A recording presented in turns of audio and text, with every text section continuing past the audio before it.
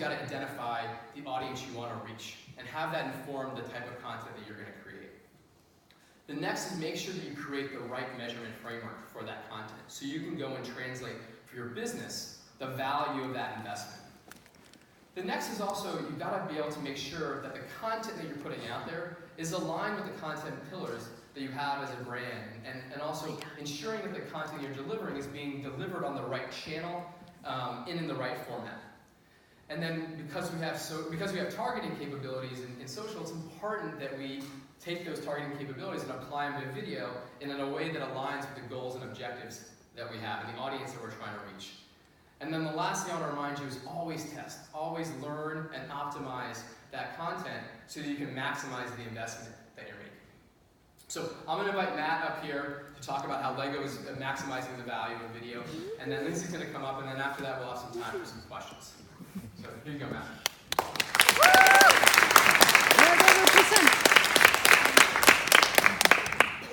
Hello. Despite appearances, I'm afraid I'm not future 20. Come back to study all about social media. Got a few pounds. I am going to go from LEGO, with quite possibly one of the longest job titles in the company. Not even an acronym is going to say that bad. But I am here to talk to you about social first video and what that actually means and how we're taking some of those practical examples and putting them into some of the day-to-day content that we do. For those who may not be familiar with LEGO, I don't know how many of that there are in the room. This is our main commodity, so this is the plastic brick, and we've been making this for 60 years this year. Our company is 86 years old this year, and our company mission is to inspire and develop the builders of tomorrow, and that's something that really grounds us in what we do as a company and what we do as a team as well. But ultimately what we're trying to do is we're trying to get that plastic brick into the hands of more people, and that is our main commodity. We do books, we do games, we do TV, we do movies, but ultimately it all comes down to that plastic brick, and personally I find that really kind of grounding in what we do. But I just wanted to kind of use that just to say, just to give you the perspective of coming from a heritage brand as well. I think having come from the BBC before I joined LEGO, sometimes when you've got a heritage and a legacy brand, you think, oh, we can't really take as many risks as we might want to do with, say, a younger, more trendy, cool brand. But we're quite lucky in that we can actually use this break and the creativity that we inspire to kind of inspire people on social media as well. So I'm just going to talk you through a couple of examples of what we do there. So, social first. What is social first? It sounds like I've just got another buzzword. But social first is content made for social first. Kind of sounds a bit obvious when I put it that way. But what we actually mean by that is it's trying to get away from the traditional marketing model that a lot of people have, which is let's create this amazing hero piece of content that's a TV ad, and then afterwards let's put it on social, and social is an afterthought. Your channel should not be digital dumping grounds for other people's content. If you're going to put stuff on your channels, it needs to be made for those channels. And there's three things that I think you need to consider when you're creating this social content. So one of them is the audience. So it's who are they? What do they look like? What do they do? How do they behave online? What need can you fulfill with the content that your audience really needs?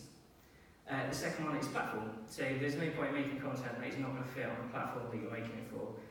The amount of emails I've had where people say, here's a lovely 2-minute video, can you put it on Instagram? And I'm like, well, no, because you physically can't upload it to Instagram. But it's knowing about the platform, it's knowing how it works, what are the behaviours there, how do people engage with that platform, what formats work there. Third is objective. So what is it you're actually trying to achieve?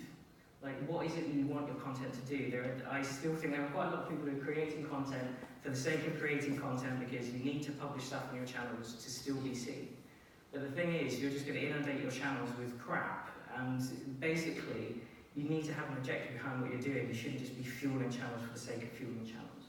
So these two things, if you give those consideration, then hopefully you will create beautiful social content. So I'm going to give you a working example. So this is Lego House, which is a huge attraction that we opened in our hometown of Billund in Denmark last autumn. This is an actual aerial shot of the building. It's absolutely incredible, and this building is full of 25 million bricks. You can go in and play to your heart's content all day. There's different zones that teach you about different skills and basically teaching you about creativity and learning through play. Now, as you can see, it's a huge building, so actually to try and sell this into people, make them understand what is Lego House, like why would I want to go there, like what can inspire me, it's really difficult to tell that story in kind of one piece of content. And like, you could do this additional piece of content, which is, say it's a 5-minute piece that you put on YouTube, and you chat to the designers of Lego House and the people who created it, and you know, that works for YouTube. But if you're trying to engage people on social media, particularly on somewhere like Facebook, where people are going to be kind of, you know, just a bit more passively scrolling through stuff, we decided to set ourselves a bit of a challenge and just pick one element that was happening in Lego House, do a kind of newsroom style video and test to see, you know, how that went down. So I've got an example that I'm just going to play for you now.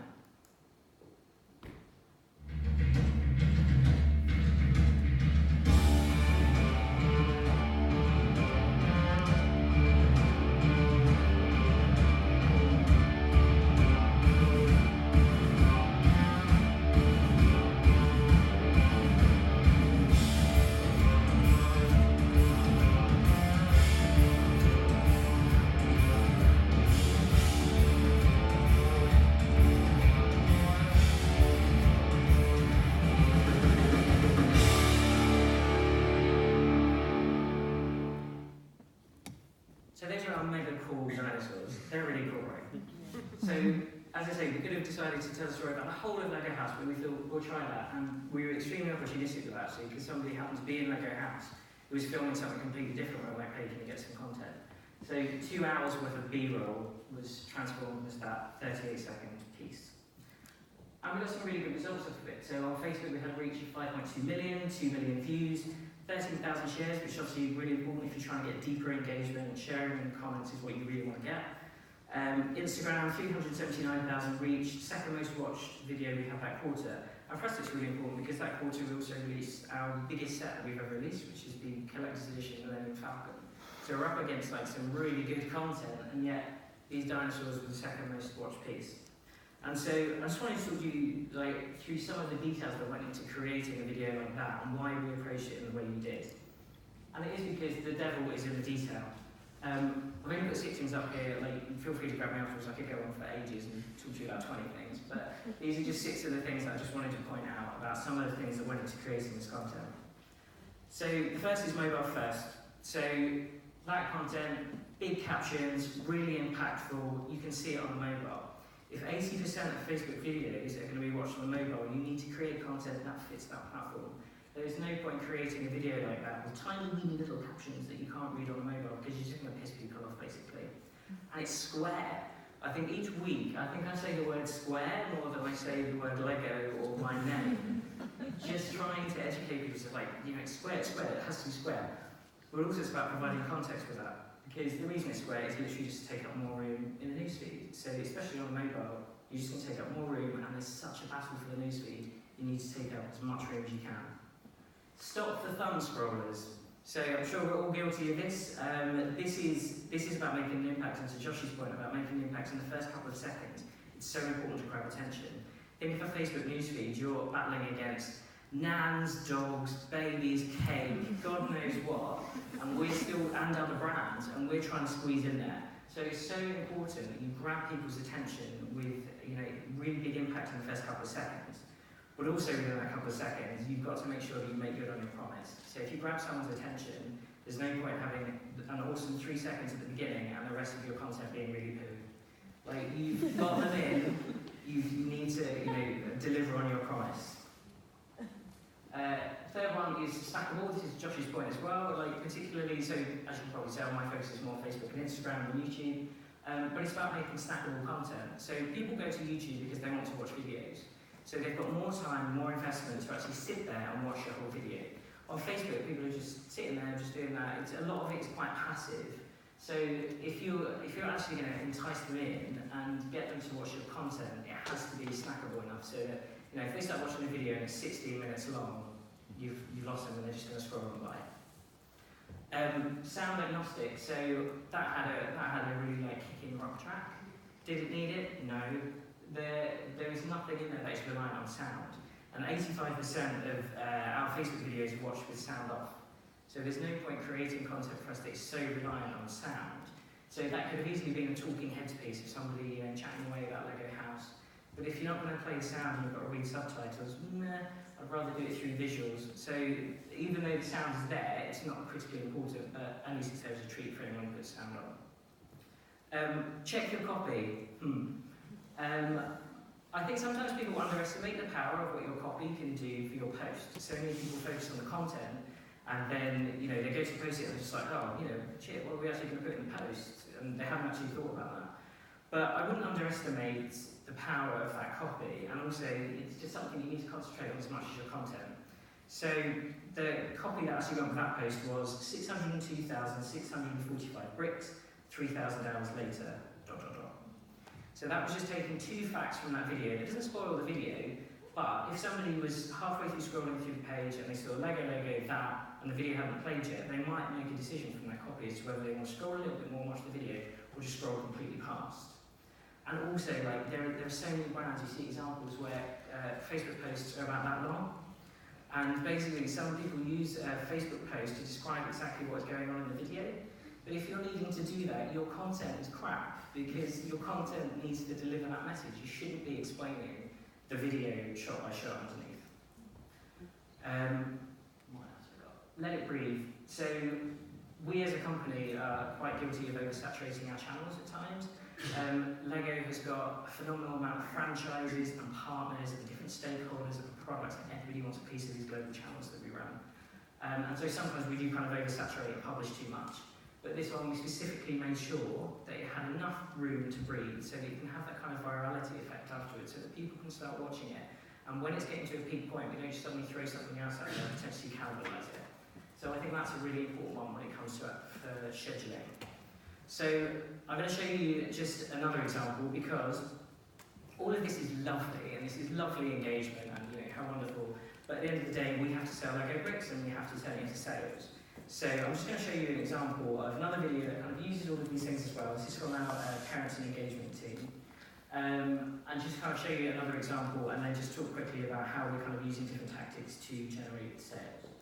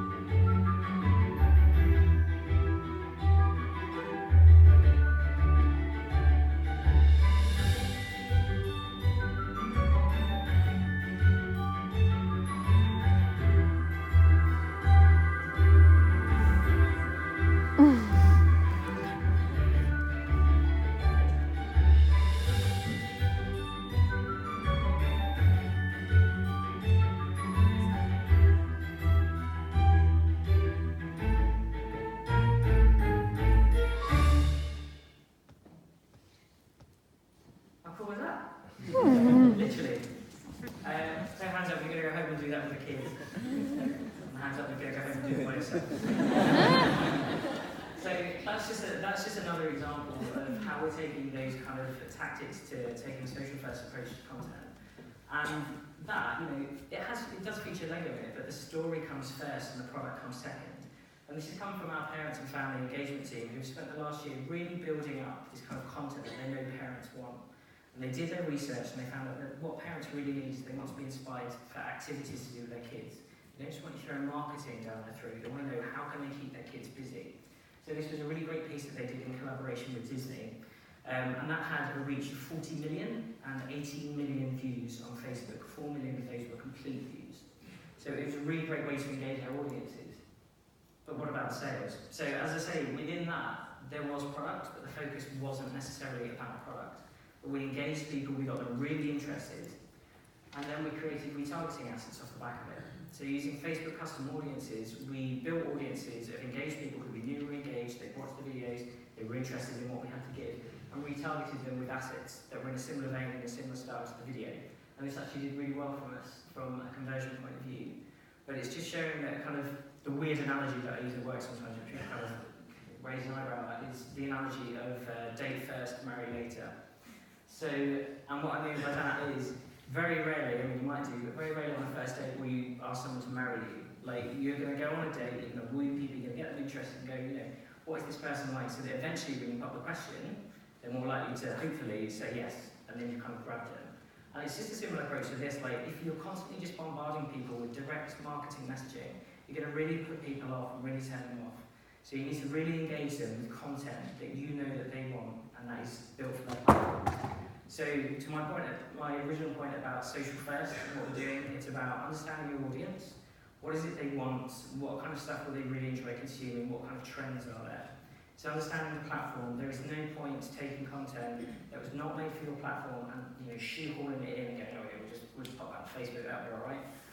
It needs to be made for Facebook or for whatever channel you're focusing on and know your objective. If you don't know your objective, how are you creating your content and how do you know your